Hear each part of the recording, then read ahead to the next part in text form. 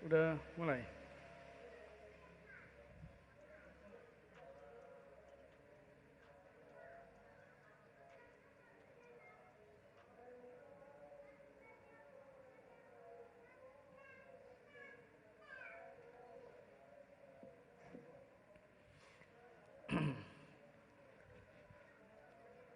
Assalamualaikum warahmatullahi wabarakatuh.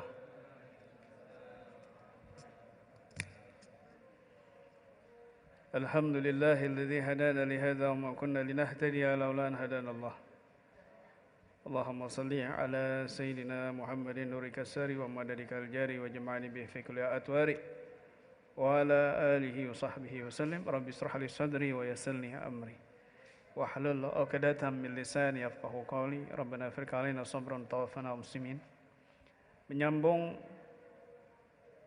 keterangan yang tadi, dalam ini masih muqaddimah Al-Habib Abdullah Al-Haddad.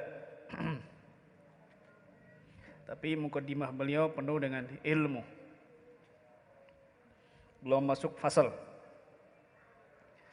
Beliau mengatakan segala puji bagi Allah yang telah memasukkan, jika Allah kehendaki, di dalam hati-hati para muridin law'atul iradah, benih keinginan, fayuz'izuhum, maka menjadikan para murid ini bergejolak ila suluki sabili sa'ada, menuju jalan kebahagiaan.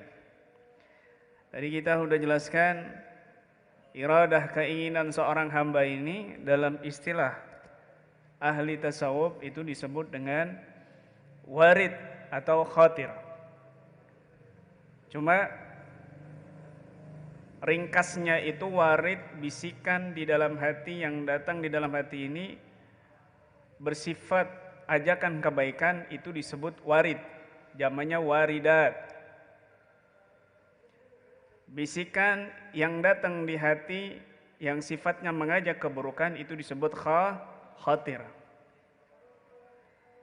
Secara terperincinya dijelaskan dalam kitab Al-Ghunya Syekh Abdul Qadir Jilani bahwa khatir itu terbagi menjadi 6. Yang pertama tadi ada khatir syaitan.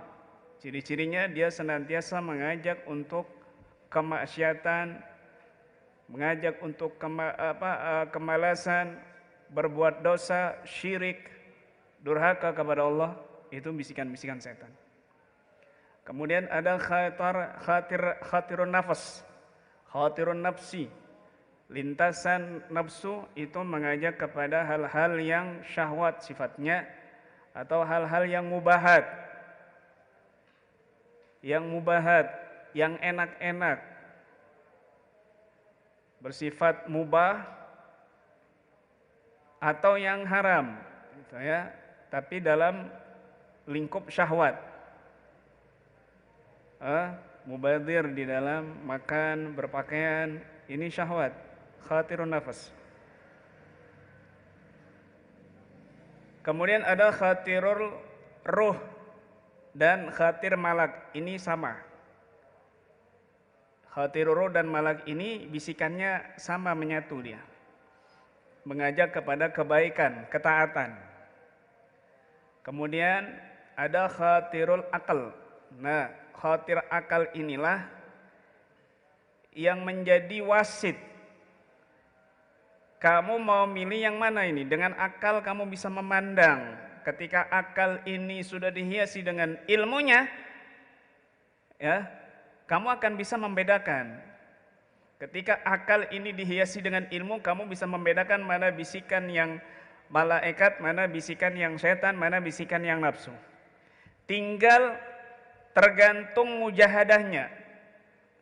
Jika kamu sering mujahadah melawan hawa nafsu, maka kamu lebih enteng dan lebih ringan mengikuti bisikan malaikat, bisikan ruh. Ketika kamu ini udah biasa mengumbar nafsu, berat kamu ngikutin bisikannya malaikat. Ya. Maka akal kita ini harus dihiasi dengan ilmu terlebih dahulu. Makanya kita belajar di sini supaya kita mengenal ini semua. supaya kita mengetahui ilmu yang termasuk fardul ain ini. Tapi jangan belajar sendiri, ntar kamu berusaha dialog sama hati kamu, dialog sama ruh kamu, nggak bisa. Nih dikatakan oleh Imam Qushairi dalam kitab Ar-Risalatul Qushairiyah. Dengarkan baik-baik. Wa qala ba'dul masyayikh, berkata sebagian masyayikh, in nafsaka la tusaddiq wa qalbuka in nafsuka la tusaddaq wa qalbuka la yukadzdzab walau ijtahada kullal juhdi an tukhatibaka ruhaka lam tukhatibaka. Jika nafsumu ini enggak bisa dipercaya, hatimu ini enggak bisa didustai, meskipun kamu itu berupaya dengan segala usaha apapun bermujahadah untuk berdialog dengan ruhmu, maka tidak akan ada dialog terhadap ruhmu. Gitu. Maksudnya bagaimana? Kalau kamu nih udah biasa meneliti, mengkaji hati dan bisikan-bisikannya, was-wasnya, hawajisnya, kamu perhatikan dengan ilmu yang kamu pelajari dengan benar, maka di situ kamu bisa memperhatikan bisikan-bisikan nafsu. Kamu bisa berdialog dengan ruhmu, di mana ruhmu ini menjadi tunggangan malaikat yang memberikan ilham kepada dirimu. Fa'alhamaha fujuraha wa taqwaha. Allah memberikan ilham kepada nafsu kita. Kita akan bisa memperhatikan dengan baik. Ya. Tuh. Yang warid ini baik, yang khawatir ini buruk. Ringkasnya begitu. Makanya zamannya kan khawatir. Di Indonesia jadi khawatir. Khawatir saya. Ini hal yang buruk. Hal yang menakutkan. Saya khawatir dia kenapa-kenapa. Nah, itu berawal dari khawatir, jamak dari khawatir. Begitu ya. Orang wali-wali itu, mungkin Wali Songo mau ngomong bahasa Jawa itu bingung, jadi dicampur-campur. Khawatir, kulo khawatir. Hah? Orang Jawa akhirnya nangkep kulo khawatir. Karena kurang fasih, jadinya khawatir. Masya Allah.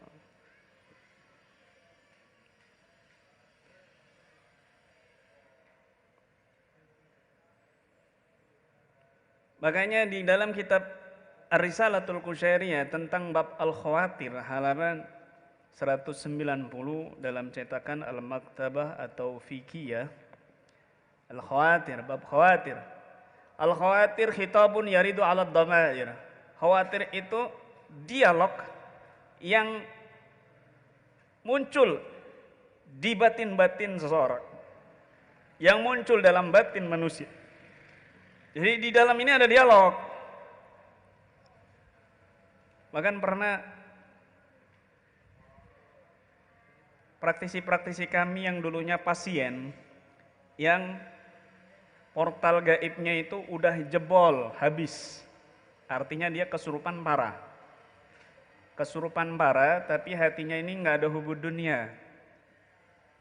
Kesurupan parah tapi hatinya nggak cinta dunia. Ada orang kesurupan parah karena duniawi, karena pesugihan, karena urusan-urusan syahwat. Ini enggak, tapi kesurupan hatinya polos karena kesesat aja sama orang, salah guru.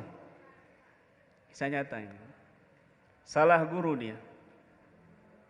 Dia bisa bicara dengan pohon, dia bisa mendengar dengan sandal, bahkan saya perhatikan sering dia dialog sama sepeda motornya, diajak ngobrol. Ini kan kayak orang gila. Ini kayak orang gila. Ternyata dia dikasih amalan, amalannya itu bertentangan. Kalau dia masuk ke kamar mandi, kaki kanan dulu. Kalau dia keluar dia masuk kamar mandi kaki kanan, keluar kaki kaki kiri. Terus la ilaha illallah Muhammad Rasulullah itu dibalik, Muhammad Rasulullah baru la ilaha illallah. Pokoknya kebalik-balik dengan sunnah, supaya tadi itu kasep setannya masuk, jebol dia. Ketemu saya ya kan pertama kali di Jakarta karena teman masih kecil ya kan, langsung reaksi dia, ngerem-ngerem sendiri, ngerem-ngerem sendiri. Akhirnya kita jelaskan tentang ruqyah itu tahun 2007. Kemudian saya pulang 2008, wah ini mulai parah-parahnya dia. Akhirnya 2013 saya kembali lagi meruqyah dia, itu ada 19 jin keluar. Dimasukkan sama gurunya, dan setelah itu keluar semuanya, subhanallah, dia kedengeran, bukan kedengeran pohon-pohon ini lagi udah nggak kedengeran, tembok nggak kedengeran, tapi dia kedengeran bisikan orang lain. Di dirinya dia kedengeran, makanya dia sering tanya, Ustaz, dulu manggilnya Ustaz, Ustaz, ini apa ya? Ini ada yang bilang begini, ini ada yang bilang begini, ini ada yang bilang jangan ikutin Ustaz Imron. Yang satunya bilang, kamu ikutin meskipun dia teman kamu dulunya, tapi dia guru kamu sekarang.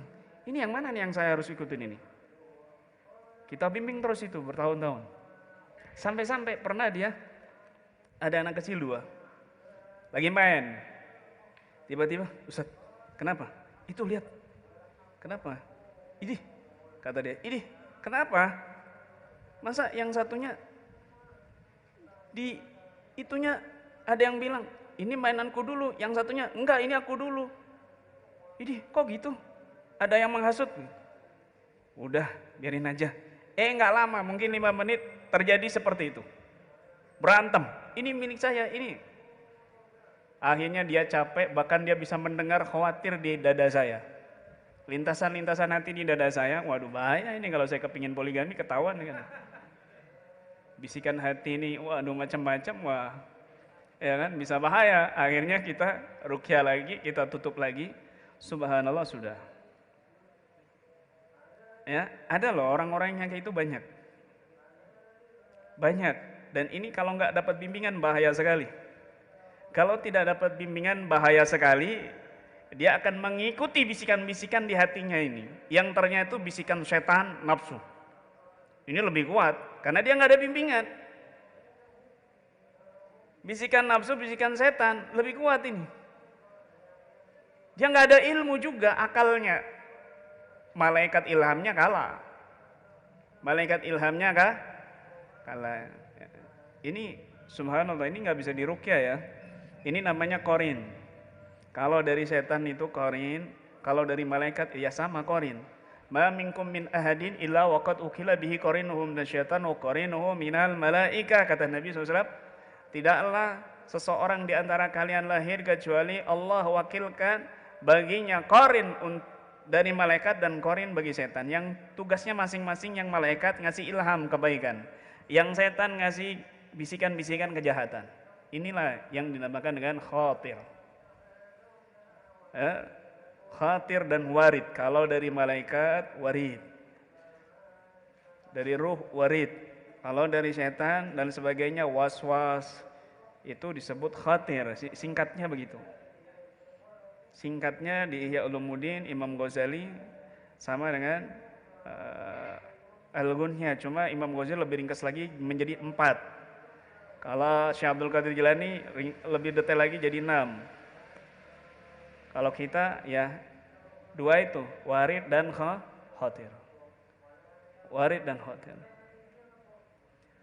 Faqad yakunu bi ilqa'i syaitan. Ini di kitab apa namanya? Kisah Risalah Qushair saya bacakan ya. Terkadang ada itu khatir bi ilqa'i syaitan dengan hembusan setan, wa yakunu ahadisun nafas, dan itu menjadi bisikan-bisikan nafsu. Wa yakunu min kibalil haq subhanahu. Juga kadang-kadang ada dari sisi Allah Subhanahu wa taala, fa idza kana minal malak fa huwal ilham. Ketika khatir itu dari malaikat maka disebut ilham.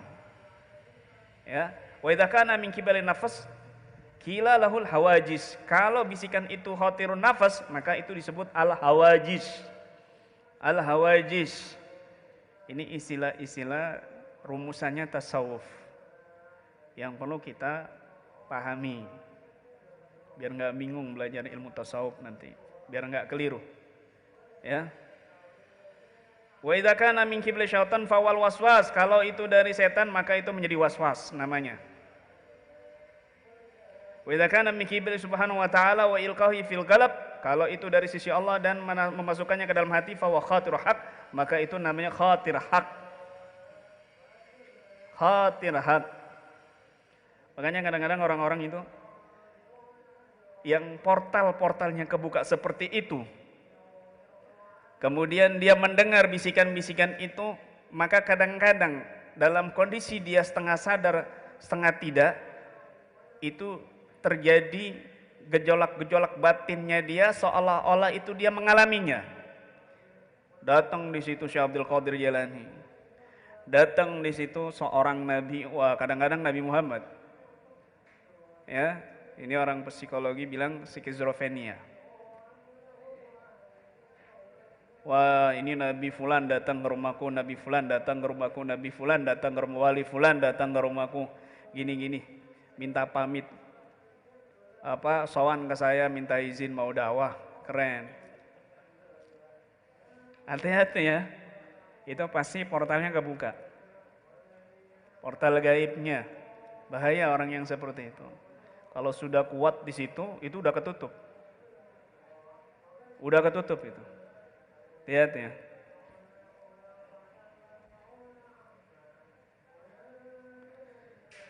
Ya Allah.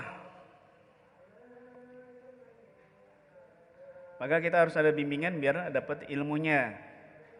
Jangan sembarangan. Apa itu jalan kebahagiaan? Alatihiyal iman wal ibadah. Yang tidak ada lain jalan kebahagiaan itu hanyalah iman dan ibadah. Tuh.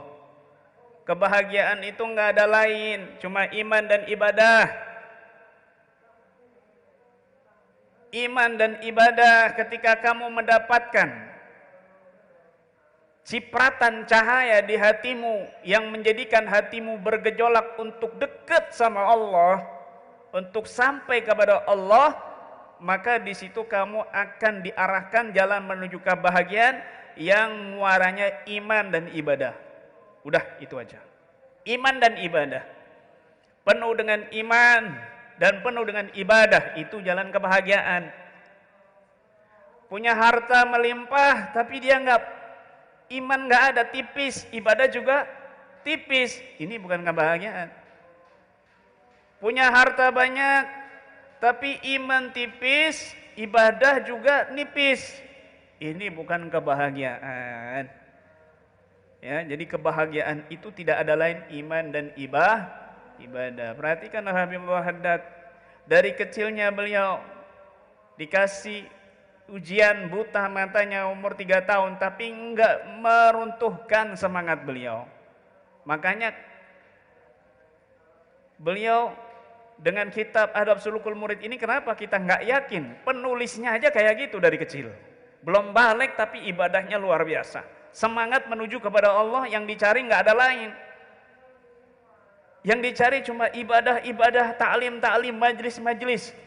Di umur 8 tahun setiap beliau pulang belum nyampe rumahnya yang di samping masjid, beliau sempatkan untuk sholat 200 rakaat. Masya Allah. Ya, maka kita akan bertambah percaya dan yakin dengan kitab beliau ini karena beliau udah ngalamin terlebih dahulu. Wa mahwukul rasmin wa adah, dan dia menghapus segala atribut dan kebiasaan. Artinya bagaimana? Enggak menanggalkan jabatan, tidak mengandalkan jabatan, tidak mengandalkan harta, tidak mengandalkan pakaian, tidak mengandalkan urusan duniawinya, adahnya, kebiasaannya, enggak, murni semuanya untuk Allah. Wassallallahu ala sayyidina Muhammadin. Semoga Allah melimpahkan salawat dan salam kepada junjungan kita Nabi Muhammad Sayyidi Ahli Siyadah, junjungan para junjungan wa ala alihi wa sahbihi sadatil qadah, dan juga terlimpahkan kepada keluarganya dan sahabat as-sadatil qadah, pemimpin para pemimpin. Amma ba'du, faqad qala ta'ala wa huwa asdaqul qailin, faqad qala ta'ala, sungguh telah berfirman Allah Ta'ala, wa huwa asdaqul qailin, dan Allah itu zat yang paling jujur dari orang-orang yang jujur. Man kana yuridul ajilata ajjalna lahu fiha ma nasha'u liman nuridu summa ja'alna lahu jahannama yaslaha madhmuman madkhura wa man arada al-akhirata wa sa'a laha sa'yaha wa huwa mu'minun fa ulaika kana sa'yuhum mashkura. Allah berfirman, beliau menunjukkan dalil orang yang fokus untuk Allah, yang keinginannya ini diarahkan kepada Allah, maka janjinya Allah pada dalam Al-Quran, man kana yuridul ajilata, barang siapa yang dia menginginkan al-ajilata. Al-ajilah itu sesuatu yang cepat, musnah, itu namanya ajilah. Barang siapa yang dia menginginkan sesuatu yang cepat musnah, maksudnya duniawi. Duniawi itu disifati oleh Allah yang cepat musnah, yang cepat hilang. Enggak ada yang abadi. Dulu dia punya kantor, sekarang dia malah enggak ngantor. Enggak punya apa-apa. Dulu dia punya rumah megah, sekarang dia ngontrak. Dulu dia punya istri cantik, istrinya jadi istrinya orang lain, cerai. Dia jomblo, duda misalnya. Cepat hilang, dunia berputar. Tidak ada yang abadi. Makanya dunia Allah sebut dengan al-ajilah, sesuatu yang cepat musnah. Ajjalna lahu, barang siapa yang dia menginginkan duniawi saja, ajjalna lahu, aku akan segerakan untuknya, fiha, di dalam dunia itu. Tapi apa syaratnya? Mana sya'u, apa yang aku kehendaki.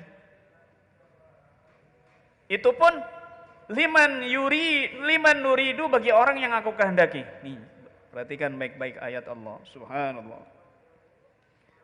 Barang siapa yang dia menginginkan dengan usahanya, dengan perbuatannya, dengan ucapannya, hanya urusan duniawi saja, nggak ada akhirat, maka ya aku akan segerakan dia dapat itu. Tapi mana sya'u, yang dia dapat itu kehendak Allah, bukan kehendaknya dia. Terserah Allah, maksudnya mau Allah kasih, dia udah bersusah payah di dunia, bahkan waktunya habis untuk urusan dunia, itu pun Allah kasih mana sya'. Terserah Allah, mau sedikit mau banyak. Itu pun lagi liman nuridu, bagi Allah, bagi yang Allah kehendaki. Lah kalau ada orang juga yang dia berusaha payah berjuang untuk duniawi, tapi Allah nggak kehendaki dapat bagian dari duniawi, ya nggak dapat liman nuridu ini. Udah dia capek, dapatnya sedikit, malah summa ja'alna lahu jahannam. Kemudian aku jadikan baginya, aku masukkan dia jahannam, ke neraka jahannam, yaslaha, yang dia memasukinya, madmuman, dalam keadaan hina, madhuran, dalam keadaan terusir. Masya Allah. Ini perlu dicatat baik-baik ya, ayat ini, biar menjadi rem buat kita. Man kana yuridul ajilata, barang siapa yang dia menginginkan dunia dengan usahanya, dengan perbuatannya, dengan ucapannya, bahkan ibadahnya itu cuma untuk pujian orang lain. Hajinya itu biar dikatain dia itu Pak Haji, Bu Haja. Kalau udah pulang dari haji nggak mau dia dipanggil nama, nggak mau dipanggil Bu, harus ada hajanya. Harus ada hajanya, Bu Haja. Namanya siapa? Haja Masurah. Namanya siapa? Haji Mansur misalnya. Maunya dipanggil Haja dan Haji.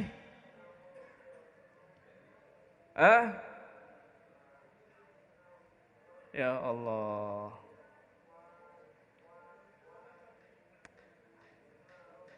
Maka aku akan segerakan dia fiha dalam urusan duniawi itu. Iya, cepat dia dapat, tapi dua hal yang kamu harus perhatikan. Mana sya'u, dapatnya itu kehendak Allah. Mau dapat sedikit, terserah Allah. Itu pun yang kedua syaratnya, liman nuridu, bagi Allah, bagi yang Allah kehendaki. Udah dia capek, pontang-panting urusan duniawi, ibadahnya enggak ada, imannya tipis, dapatnya itu sedikit karena Allah berkehendak sedikit. Dan itu pun Allah kehendaki, kadang dia nggak dapat juga, tapi dia malah masuk ke dalam neraka jahanam. Ya Allah. Itu pun masuknya dalam keadaan terhina. Ibaratnya mau masuk neraka tuh dijungrakin, didorong, ditendang. Terhina, diseret. Tapi waman aradal akhirata, barang siapa yang dia menginginkan akhirat dengan usahanya, dengan amalannya, dengan ucapannya, wasa'ah, bukan cuma berkeinginan. Dia keingin pahala dari Allah. Dia ingin mendapatkan janji-janjinya Allah, masuk surga. Bukan cuma keinginan saja, tapi wasa'alaha, dia berusaha untuk akhirat, sa'yaha, dengan usahanya yang betul-betul, wa mu'minun, dan dia dalam keadaan iman kepada Allah, ya, fa ulaika kana sa'yuhum mashkura, maka orang-orang ini usahanya diterima oleh Allah, disyukuri oleh Allah. Wal ajilatu hiya dunya, ajilah itu adalah dunia. Fa idza kana al muridu, ketika seorang murid, laha, fa'idha kanal muridu, ketika orang berkeinginan laha kepada dunia, fadlan anisai, apalagi dia ini berusaha litolabiha, untuk mencari dunia, masiruhu ilan nar, maka tempatnya ke neraka Allah ma'allaum wassagar, disertai dengan hina dan rendah. Fama ajdaral akila bil i'radi anha, maka sudah alangkah pantasnya orang yang berakal itu bil i'radi anha, untuk berpaling anha dari dunia, wal ikhtirasi minha, dan jaga-jaga dari dunia, wal akhiratu hiyal jannatu, dan akhirat itu yang dimaksud adalah surga. Wala yakfi fi husulil fauzi biha, maka tidak cukup di dalam mendapatkan keberuntungan biha, dengan surga, al-iradatu faqat, keinginan saja, bal, akan tetapi hiya, surga itu ma'al iman, bersama disertai iman, wal amal, dan wal amali saleh, dan amalan saleh, al musyar ilaihi, yang disyaratkan terhadap amal saleh itu biqaulihi ta'ala, dengan firman Allah Ta'ala tadi, wa sa'alaha sa'yaha wa huwa mu'minun, dan dia itu berusaha sebisa mungkin, semaksimal mungkin, dan dia dalam keadaan iman kepada Allah. Wa sya'yul mazkur, sedangkan asya'yul mazkur dalam ayat itu adalah wal amalul maqbul, adalah amalan yang diterima oleh Allah, al mustaujib, yang menyebabkan sahibuhu, pengamalnya, al madahha, mendapatkan pujian, wassana'ah,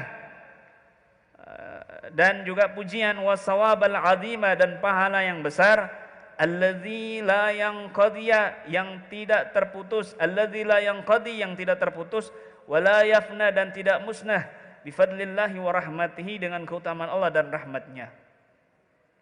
Wal khasiru, dan orang yang merugi, min kulli wajhin, dari segala arah, minal muridina lidunya, dari orang-orang yang menginginkan dunia saja, alladzi yatahaqqaqu fi haqqihil wa'idul madhkur, yang menjadi nyata dalam haknya al-wa'idul madhkur, ancaman yang disebutkan fil ayat, di dalam ayat yang tadi, huwa alladzi, adalah orang, yuridu dunya, yang menginginkan dunia, iradatan, dengan keinginan. Nah ini maksudnya, menginginkan dunia yang seperti apa? Apa orang nggak boleh menginginkan dunia? Apa harus akhirat saja? Nah ini dijelaskan, ini dibatasi oleh Al-Habib Abdul Al-Haddad. Iradatan, keinginan, yansa, yang melupakan, fi jambihal akhirata, di sisinya al-akhirata, kepada akhirat, fala yu'minu biha, sehingga dia enggak beriman dengan hari akhirat, enggak percaya dengan hari akhirat, enggak percaya dengan surga, enggak percaya dengan pahala sama Allah. Au yu'min, atau dia beriman, wala ya'malu laha, tapi dia enggak beramal soleh, enggak berusaha untuk mendapatkan surga, fal awal kafirun, maka yang pertama tadi adalah orang kafir, khalidun finnar, dia kekal di neraka. Ya, dia cuma menginginkan dunia saja, melupakan akhirat dan tidak beriman. Ini orang kafir. Wasani, sedangkan yang kedua orang beriman tapi dia nggak mau beramal soleh, nyantai aja. Fasikun, dia orang yang fasik, mausumun bil khasar, akan mendapatkan kerugian. Masya Allah.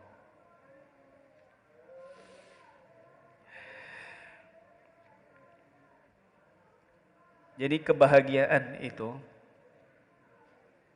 adalah orang yang dia bisa fokus untuk akhirat. Dia boleh bekerja, tapi kerjaannya dia tidak melupakan akhirat. Ini orang yang bahagia. Dia menjadi dokter, dosen, kuli, urusan-urusan duniawi ada pada dia, tapi dia tidak melupakan akhirat, maka ini orang yang tidak lupa dengan kebahagiaan yang hakiki.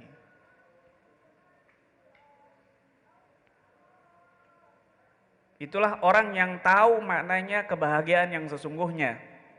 Bagaimanapun dia memiliki harta, memiliki jabatan, tapi dia lebih mengutamakan akhirat. Ini orang yang sadar, orang yang tahu hakikat kebahagiaan.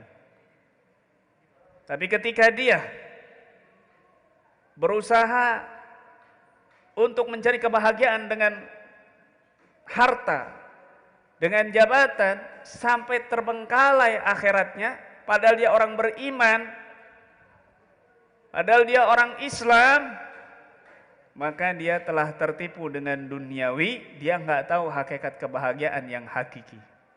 Ini orang bakal menyesal, naudzubillah min dzalik, begitu.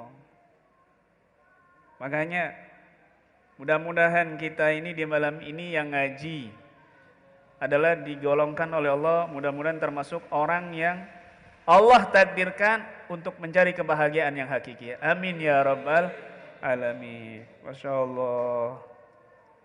Begini ini nikmat. Ngaji kayak gini ini lebih utama, afdal dari kamu sholat 1000 rakaat. Kamu sholat 1000 rakaat, tapi nggak ada ilmunya, percuma. Mending kamu duduk seperti ini 1 jam ngaji, ini lebih baik dari kamu ibadah. Tapi orang dulu perhatikan, bukan cuma ngaji dakwah, tapi mereka juga ibadahnya luar biasa. Ibadahnya luar biasa. Guru beliau Al-Habib Abdullah Al-Haddad, penulis kitab ini, Al-Habib Umar bin Abdurrahman Al-Attas, yang juga Qutbul Ghas, Qutbul Anfas. Beliau julukannya Qutbul Anfas, kutub nafas. Kenapa? Karena 1 kali nafas beliau itu wiridnya ya latif 1000 kali. 1 nafas. Kita nafas sehari ini berapa kali ya? Penuh lalai dari Allah. Beliau ini 1 nafasnya aja, ya Allah, tenggelam kepada Allah 1000 kali ya latif. Pembantunya beliau yang bernama Jaridan, 1 nafasnya itu 700 kali ya latif. Pembantunya itu. Pembantunya. La ilaha illallah Muhammadur Rasulullah. Habib Abdurrahman bin Muhammad As-Sagaf, beliau kalau di Ramadan itu menghatamkan 4 kali hataman Quran malam hari dan 4 kali di siang hari. Itu kalau Ramadan. Kalau secara logika mustahil, tapi mereka dikasih keberkahan waktu. Dikasih bahan waktu. Gambarnya gimana? Nih, kamu misalnya senang ada novel judulnya Layangan Putus. Layangan Putus, wow, hobinya luar biasa, penasarannya tingkat tinggi.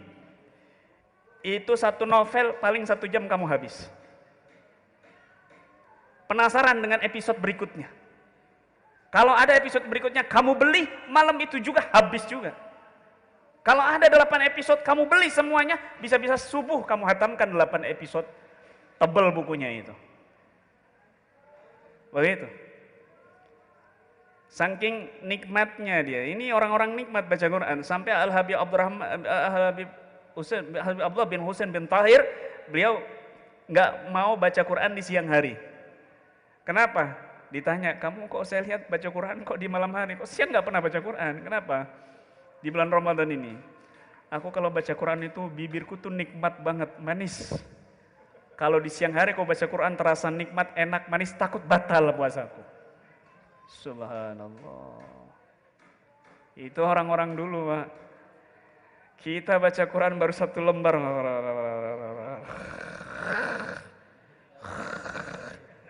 Basah semua Al-Qurannya. Ya Allah. Ya kan? Kadang-kadang jadi bantal itu Al-Qurannya. Nikmatnya nonton TV, HP, gak bisa habis, ya Allah. Berat diri kita ini untuk ibadah, ya Allah. Orang dulu itu jarang bermaksiat, berusaha meninggalkan maksiat, bahkan jangan yang maksiat, khilaful aula aja ditinggalkan. Apalagi yang makruh. Yang makruh nggak mau, khilaful aula nggak mau, apalagi yang makruh, apalagi yang haram, terlintas aja nggak. Ketika Al-Habib Abu Bakar bin Abdullah Al-Idrus, waktu umurnya 12 tahun, beliau 8 tahun beliau ini ikut roha. Roha itu majelis-majelis, duduk-duduk santai tapi sambil baca kitab. Itu roha di kalangan guru-guru kita. Baca roha, baca kitab Ihya Ulumuddin bab yang ketiga, juz yang ketiga, bab hati. Tentang masalah dengki, masalah sombong, beliau kaget.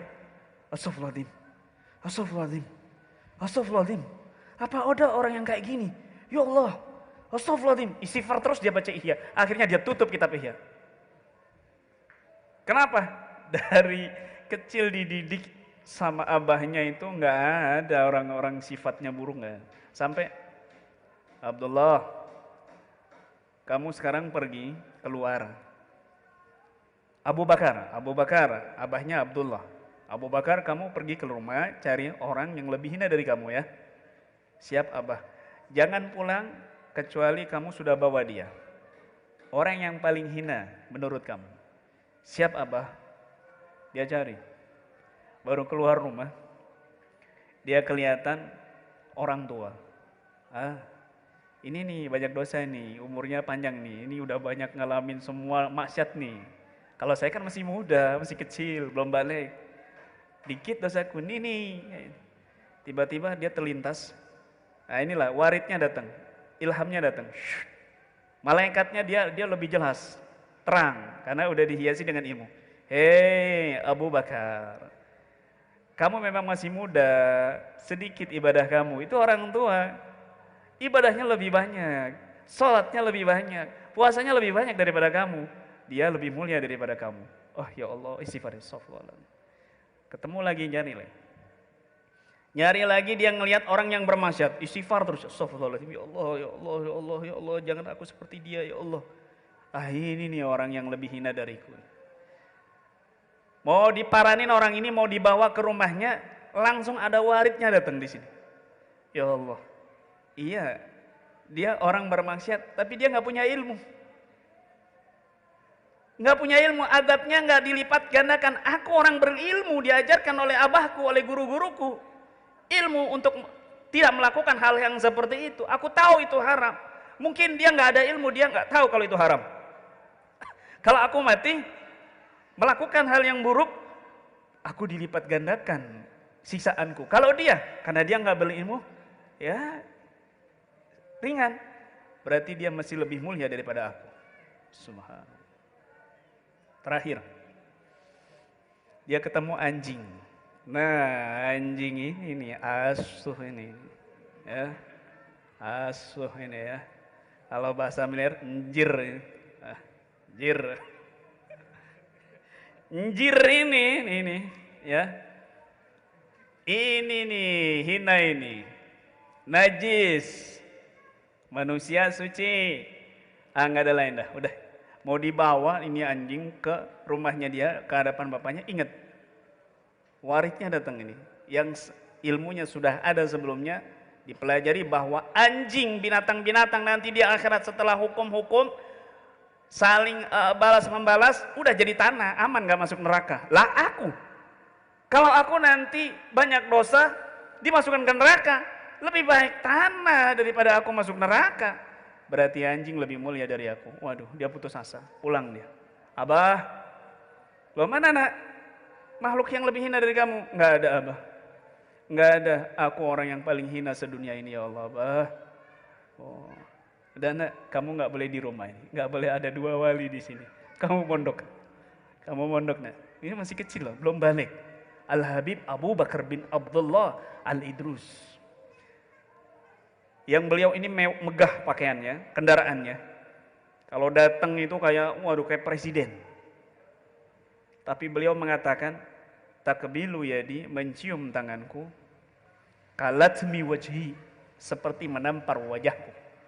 Wa takbilu rijli, dan mencium kakiku ini, kakal i'aini, seperti mencongkel mataku. Oh, ya Allah.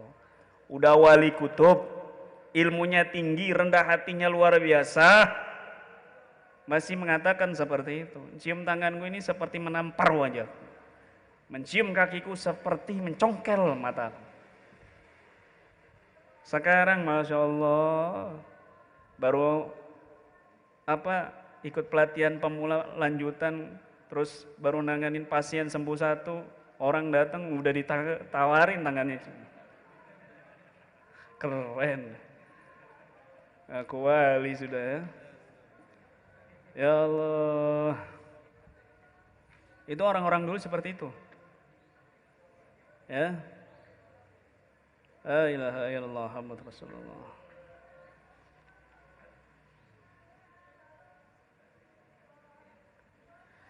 Wa qala Rasulullah sallallahu alaihi wasallam, Nabi bersabda, innamal a'malu binniyat, sesungguhnya amalan-amalan itu binniyat, tergantung dengan niatnya. Ya.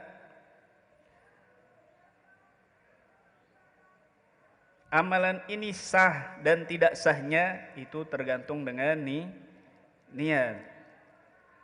Dia ibadah tapi enggak ada, dia puasa tapi malamnya enggak niat, yang enggak sah, tergantung dengan niat.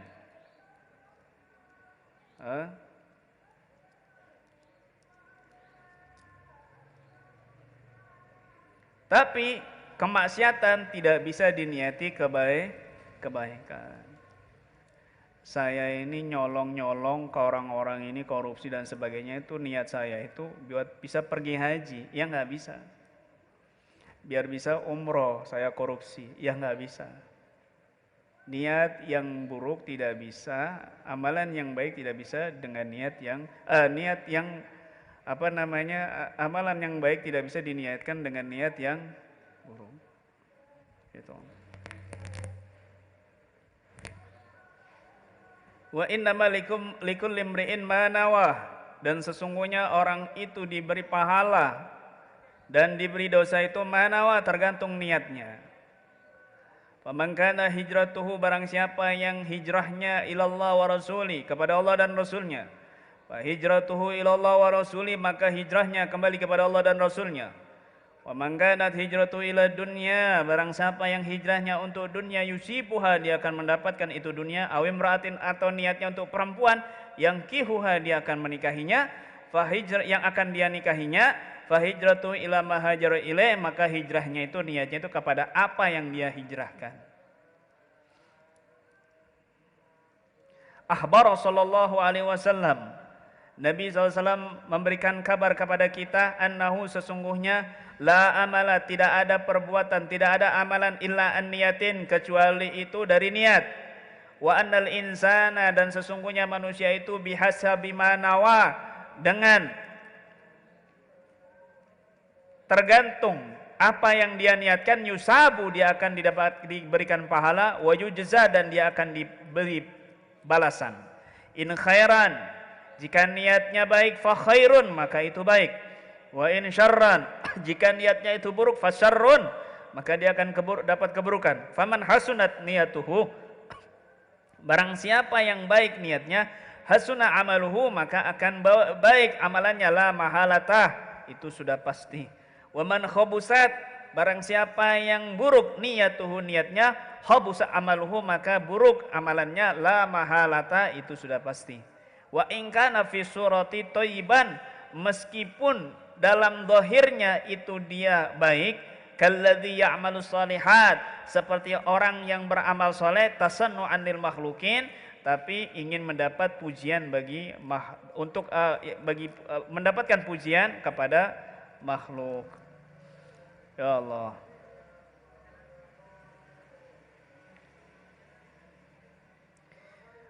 Wa akhbara alaihi salatu wassalam, dan Nabi mengabarkan kepada kita, anna man amila lillahi ala wifqil mutaba'ah, barang siapa yang dia beramal untuk Allah ala wifqil mutaba'ah, tetapi sesuai dengan mengikuti li Rasulillah sallallahu alaihi wasallam, kepada Nabi sallallahu alaihi wasallam, kana sawabuhu, maka pahalanya itu Allah, atas Allah.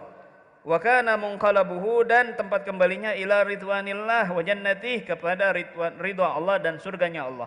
Fi jiwarillah, di sisi Allah, wa khiratih, dan di dalam pilihan Allah. Wa anna man qasada ghairallah, dan barang siapa yang bermaksud selain Allah, wa amila li ghairillah, dan dia beramal kepada selain Allah, kana sawabuhu, maka pahalanya itu, wa jazaa'u, dan balasannya itu, indaman tasanna alahu, kepada orang yang dia bermaksud untuknya, wara'alahu, dan ingin dilihat olehnya, mimman, dari orang la yamliku lahu, yang tidak memiliki baginya itu orang, wala li nafsihi, dan juga untuk dirinya sendiri, darran, bahaya, wala naf'an, dan juga manfaat, wala mautan, dan kematian, wala hayatan, dan kehidupan, wala nusura, dan kebangkitan.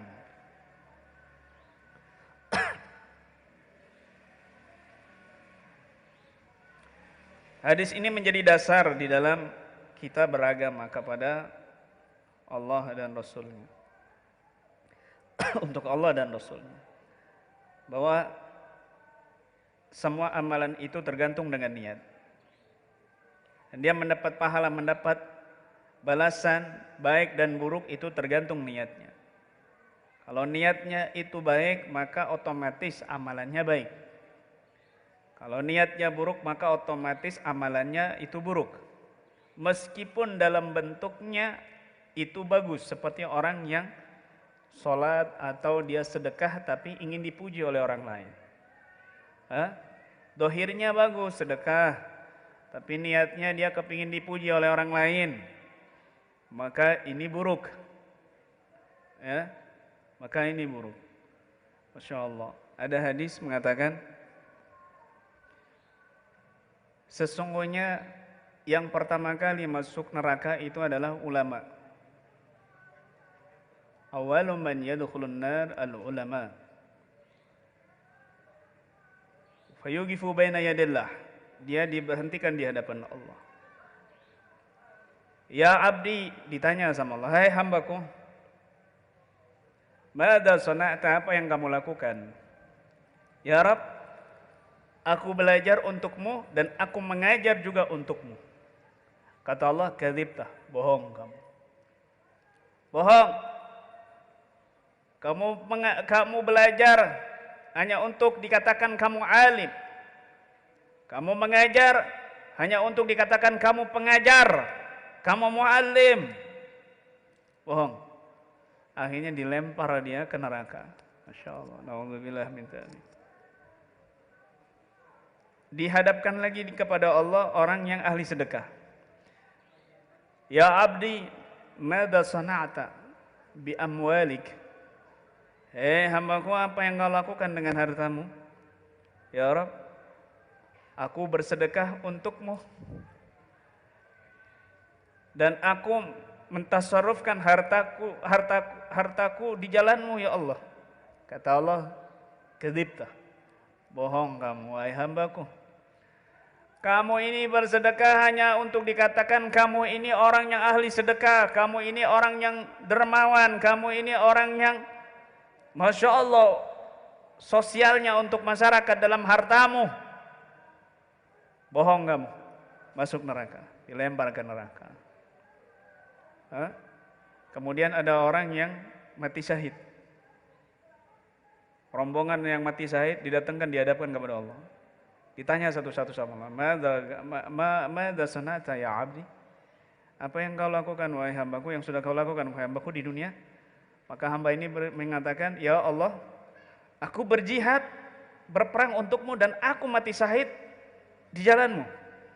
Kata Allah, kadzibta, bohong kamu.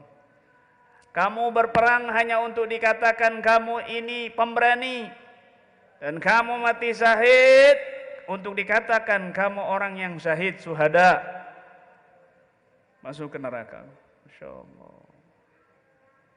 La ilaha illallah Muhammad Rasulullah. Para malaikat ini lolos catatannya dari malaikat, karena dohirnya semuanya baik. Nggak ada yang tahu isi hati kita semuanya. Tapi ketika nyampe di Allah, kelihatan semuanya. Sekecil apapun kelihatan sama Allah. Allah itu thayyib, la yaqbalu illa thayyiban. Allah itu bersih, baik, tidak menerima kecuali yang baik-baik saja. Yang baik-baik saja. Yauma la yanfa'u malun wala banun illa man atallaha biqalbin salim. Di hari orang yang datang kepada Allah, yang di hari tidak bermanfaat harta dan anak kecuali yang datang kepada Allah dengan hati yang bersih, yang selamat, qalbun salim. Masya Allah. Maka jaga niat kita dan perbanyak niat yang baik. Perbanyak niat yang baik, karena niat yang baik mengalahkan yang enggak baik. Niat yang baik ini akan membawa kamu untuk melakukan hal yang baik. Gitu. Dan orang yang beramal kebaikan tapi dia nggak ngikutin syariatnya Nabi, dia berbuat amal soleh tapi dia nggak ngikutin caranya Nabi, fikihnya, syariatnya, ini orang tertolak. Ini orang tertolak. Ini dia beramal soleh harus ngikutin caranya Nabi. Harus ngikutin caranya Nabi. Dia haji, ikut manasiknya caranya Nabi. Dia puasa, syarat-syarat puasa, manasik puasanya, ya, ibadah-ibadah puasanya harus ngikutin Nabi. Dia sholat, nggak sembarang sholat. Harus tahu syaratnya, rukunnya, yang telah diajarkan oleh Nabi. Perempuan menstruasi itu bergantung dengan hal-hal ibadah wajibnya, maka dia harus memahami bab-bab haid, bab-bab menstruasi, bab nipas. Insyaallah nanti di lain waktu mungkin kita akan ajarkan bab haid. Nanti pakai papan nanti insyaallah ya. Saya akan bagikan buku saya. Kalau masih ada filenya di Maun Nisa, ya, darah-darah perempuan itu lengkap sama coretan-coretannya insyaallah. Itu penting sekali. Kalau dia nggak tahu nanti dikiranya berhalangan terus, padahal itu sudah wajib ibadah. Akhirnya dia meninggalkan ibadah yang banyak. Alhamdulillah min dzalik. Ada orang datang. Ada orang ini berbicara tentang magom fana, magom al-baqa. Panjang lebar dia mendalami ilmu itu. Di hadapan Syekh Abdul Wahab Asy-Sya'rani. Kemudian kemana-mana ngikutin Syekh Abdul Wahab Asy-Sya'rani. Tiba di rumahnya Syekh Abdul Wahab Asy-Sya'rani, Lagi empat mata ditanya sama Syekh Abdul Wahab Asy-Syarani. Akhbirni an syurutis shalah wal wudu. Ceritakan kepadaku tentang syarat-syaratnya salat dan wudu. Apa saja? Kata orang ini yang membahas tentang ilmu-ilmu ma'rifah, dia bilang, saya nggak mau ngasih ilmu itu. La ilaha illallah innalillah, kata Syekh Abdul Wahab Asy-Syarani. Sesungguhnya kita beramal harus diikat dengan syariat, dengan fikih. Orang yang amalan ibadahnya, yang ma'rifahnya tidak diikat dengan fikih, dengan syariat, maka dia tidak layak diikuti dalam thariqah dhahir, apalagi thariqah batin. Akhirnya diusir orang itu. Masya Allah. Diusir orang itu. Padahal Syekh Abdul Wahab Asy-Syarani itu, Masya Allah, zikirnya ribuan kali. Orang yang sudah pernah mimpi lebih 70 kali bermimpi Nabi SAW. Ya. Di mana beliau ini kalau makan itu, beliau cerita sendiri, kitab Tanbihul Muqtarin. Beliau kalau makan misalnya nih roti, itu harus tahu 3 tangan dulu baru makan. Gurunya Sayyidi Ali Al-Khawas, Sayyid Al-Mursifi, Sayyid Al-Abul Abbas, guru-gurunya itu makannya 7 tangan. Kalau udah 7 tangan dia tahu, baru dia makan. Maksudnya gimana? Syekh Abdul Wahab Asy-Syarani ini dari tuan rumah misalnya ya, Pak Sabar misalnya. Saya tanya sama Pak Sabar, Pak Sabar, ini konsumsi ini roti ini dari mana? Oh, ini gratis ya, nggak ada patungan dari yang ngaji, nggak ada, gratis semuanya. Mereka nggak ada yang mau nyumbang Kiai, misalnya. Gratis semuanya. Ini kami kok. Enggak, saya nggak nanya itu Pak Sabar. Panjenengan ini, jajanan ini beli di mana? Bikin sendiri? Iya, saya bikin sendiri. Oke. Nah, itu baru 1 tangan. Terus itu bahannya beli di mana? Di toko. Di toko mana? Saya nyamperin toko itu. Pak, ini beneran bahannya dari? Iya. Nah, Bapak ini bahannya dari mana? Oh, di pasar sana. Kalau udah 3 tangan halal semuanya jelas, baru dimakan. Gurunya Syekh Ali Al-Khawas ini 7 tangan, bayangkan. Wallahi 7 tangan dia baru tahu halal makan. Makanya kemana-mana mereka ini bawa makanan sendiri.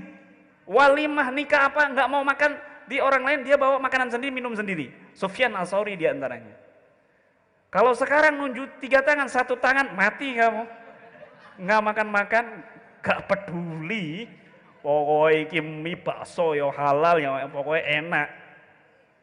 Nggak tahu itu bakso pentolnya campur tikus, babi, nggak peduli, sing penting aku wareg.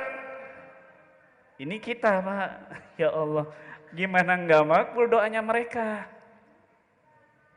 Kayak gitu mereka ini dalam beribadah kepada Allah, menjaga makanan baik-baik. Ya Allah. Sampai dikatakan oleh Nabi, orang yang nggak peduli terhadap apa yang masuk di mulutnya, maka Allah nggak peduli dia mau masuk neraka pintu mana aja. Kata Nabi SAW, orang yang nggak peduli makanannya masuk dari mana, maka Allah nggak peduli dia mau masuk neraka pintu mana aja, terserah lewat. Artinya, Masya Allah, ini makanan penting juga.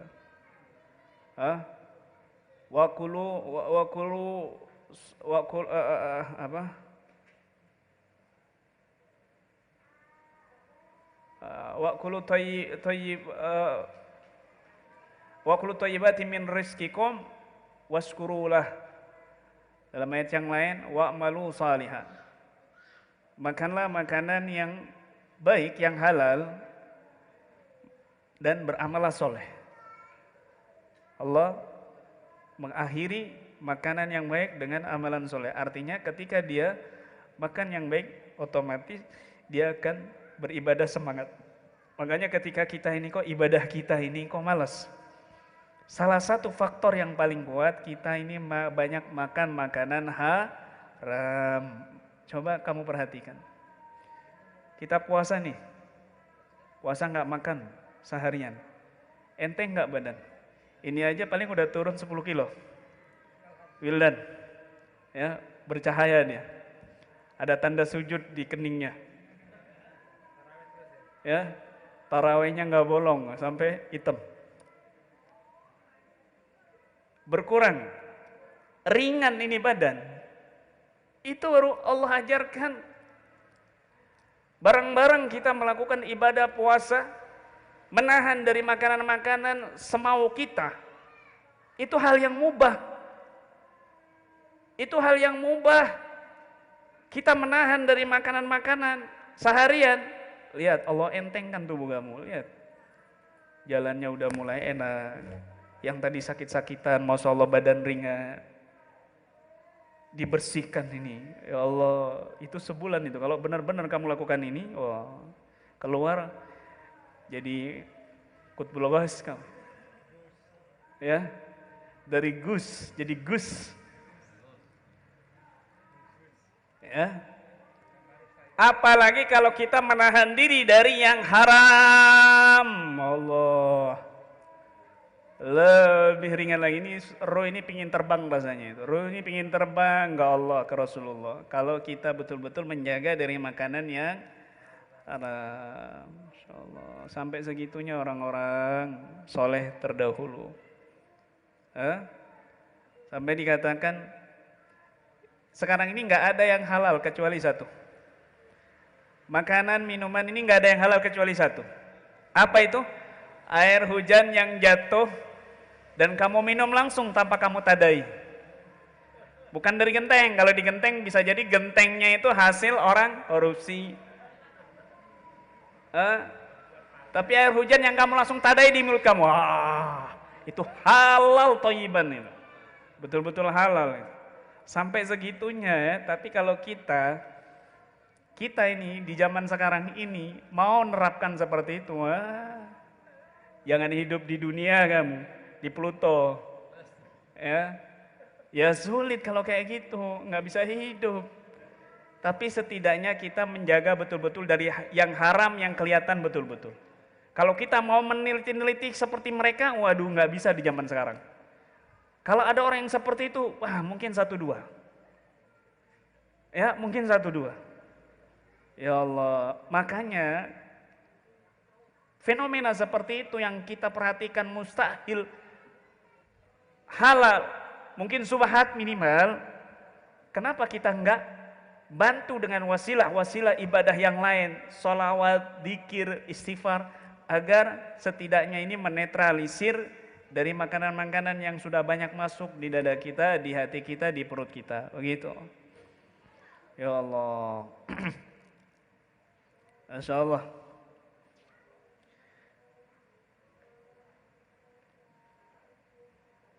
Wa hasal hijrata alaihi salatu wassalam min baini sairil a'mal tambihan alal kull bil ba'd. Dan Nabi mengkhususkan kalimat itu dengan hijrah, bukan hanya menetapkan ini hijrah saja, tidak, ini harus melakukan hijrah, bukan, tapi min baini sairil a'mal, dari amal-amal yang lain, tambihan, itu sebagai peringatan alal kull, atas keseluruhan, bil ba'd, dengan sebagian. Bukan berarti barang siapa yang hijrah, oh ini hijrah aja, yang lain enggak. Mau itu buruk niatnya nggak apa-apa, ini kan yang disebut hijrah saja, tidak. Tetapi Nabi menyebutkan kalimat hijrah di situ, ini adalah alal kull bil ba'd, menunjukkan untuk keseluruhan dengan kalimat yang sebagian, begitu. Li'anna minal ma'lum inda ulil afham, karena sudah maklum bagi orang yang memahaminya, annal ikhbar, sesungguhnya khabar itu laisa khasan bil hijrah, bukan hanya khusus untuk bab hijrah saja, bal huwa amun fi jami' syara'il Islam, akan tetapi itu umum untuk seluruh syariat-syariat Islam. Summa aqul, kemudian aku berkata, Habibul Haddad ini, ilam ayuhal muridu talib, ketahuilah wahai murid at-talib, yang menuntut ilmu, al-mutawajjih, yang fokus, ar-ragib, yang semangat, annaka, sesungguhnya kamu, hina sa'altani, ketika kamu bertanya kepadaku, an ab'asa ilaika, ini Habibul Haddad ini menulis kitab Risalah Adab Sulukul Murid karena diminta sama salah satu santri tercinta beliau. Annaka hina sa'altani, sesungguhnya engkau ketika meminta kepadaku, an ab'asa ilaika, untuk aku mengutus kepadamu bisyai'in minal kalam, dari sesuatu ucapan al-mansub yang ternisbatkan ilayya kepadaku, lam yahdurni minhu ma arahu munasiban lima anta bisabilihi, aku ini enggak pantas, lam yahdurni tidak menghadirkan kepadaku minhu dari itu, ma arahu apa yang aku lihat, munasiban yang layak, lima anta bisabili dari apa yang engkau berada di jalannya. Wa qad ra'aitu an uqayyida fusulan, artinya Al-Habib Al-Haddad ini menulis ini sesuai juga dengan murid yang sedang melakukan suluknya, ya, yang sedang melakukan fokus terhadap Allah, yang kepingin sampai kepada Allah, maka ini ditulis oleh beliau sesuai magam, sesuai hal daripada si muridnya ini. Tetapi rahasianya di sini, sirnya di sini pantas kepada semuanya. Bahkan kitab ini dibaca kepada kita, bahkan kitab ini nyampe nih di sini nih, di Tembalang ini. Padahal nulisnya di sana, di Hadramaut Yaman, 300 tahun yang lalu.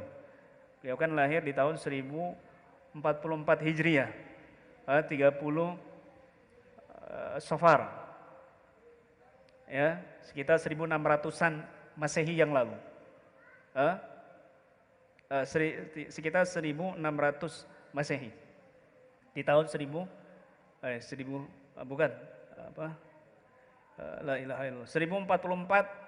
Hijriah, tapi 1600 Masehi. Masehinya 1600. Ya, 300 tahun yang lalu. Beliau wafat itu umur 80-an, sekitar 88 tahun. Sekitar 88 tahun. Ya, di akhir hidupnya itu beliau mengatakan rambutnya gondrong. Tiba-tiba rambutnya gondrong. Gondrong banget, nggak dicukur. Karena beliau waktu sakit itu mengatakan, ma min sunnatin min sunnanin Nabi sallallahu alaihi wasallam illa wa arju qad amiltuha. Tidak ada sunnah-sunnah Nabi yang aku tinggalkan kecuali aku berharap sudah aku lakukan semuanya, kecuali rambut panjang. Seketika itu Allah kasih karamah, rambutnya panjang dalam waktu dekat, gondrong. Karena Nabi pernah gondrong. Cuma itu aja yang belum dilakukan sama Al-Habib Abdullah Al-Haddad. Jadi gondrong itu termasuk sunnah botak juga termasuk sunnah Nabi. Ya, jadi semuanya kecuali gozab. Gozab itu rambutnya segini, disisakan di sini. Rambutnya ada di sini, tapi di sini tipis, botak. Ya, botak itu namanya gozab. Itu makruh. Ya, itu makruh. Bukan haram, makruh.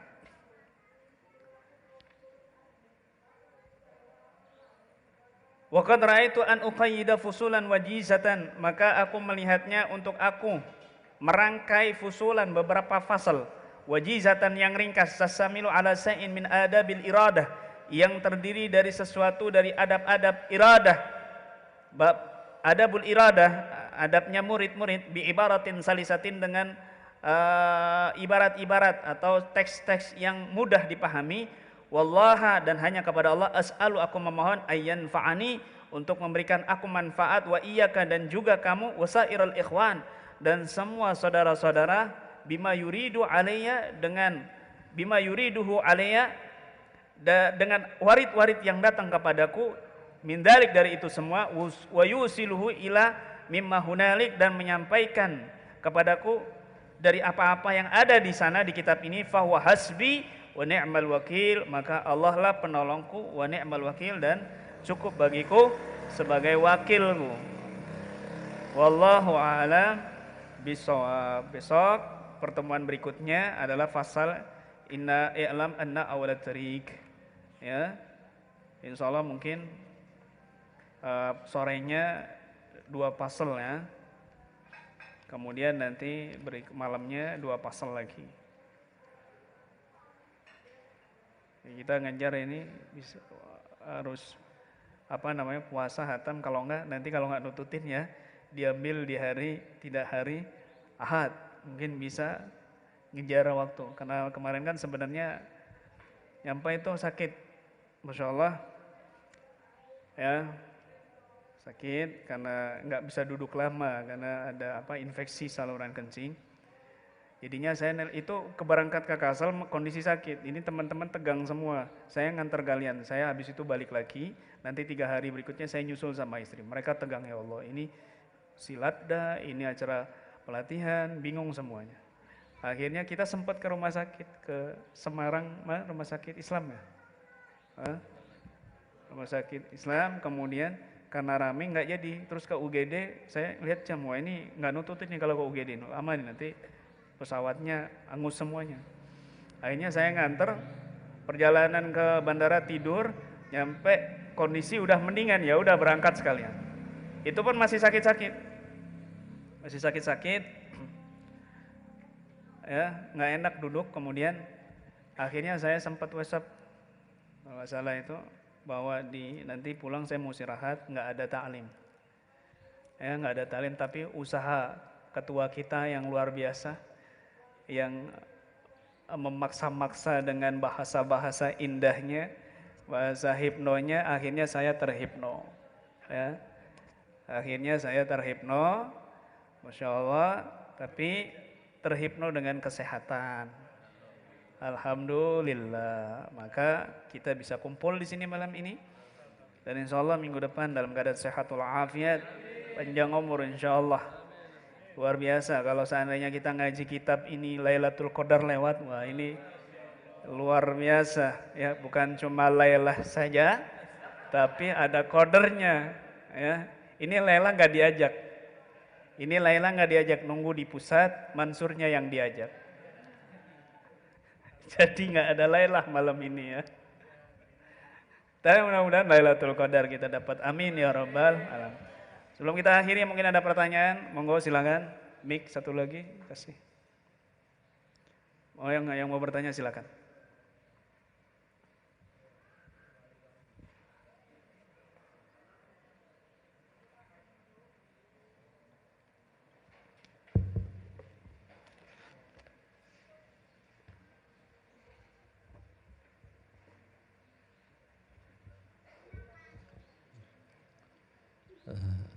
Assalamualaikum warahmatullahi wabarakatuh. Waalaikumsalam warahmatullahi wabarakatuh.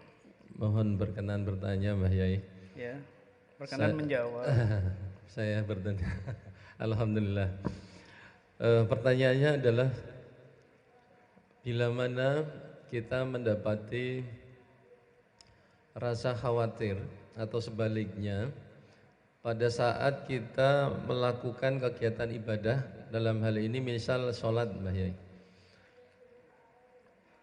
apakah kategori sekalipun itu ilham, wujudnya artinya kebaikan, ini bernilai baik buat kita atau sebaliknya Mbah Yai? Jadi apakah potensinya jadi hal positif atau sebaliknya? Begini, tadi sudah saya katakan bahwa khatir syaitan ini juga kadang-kadang dalam hal ibadah. Contohnya gimana? Contohnya begini. Kamu mau melakukan sholat sunnah, depannya orang banyak ini. Tiba-tiba ada khatir setan bilang begini, jangan, ntar kamu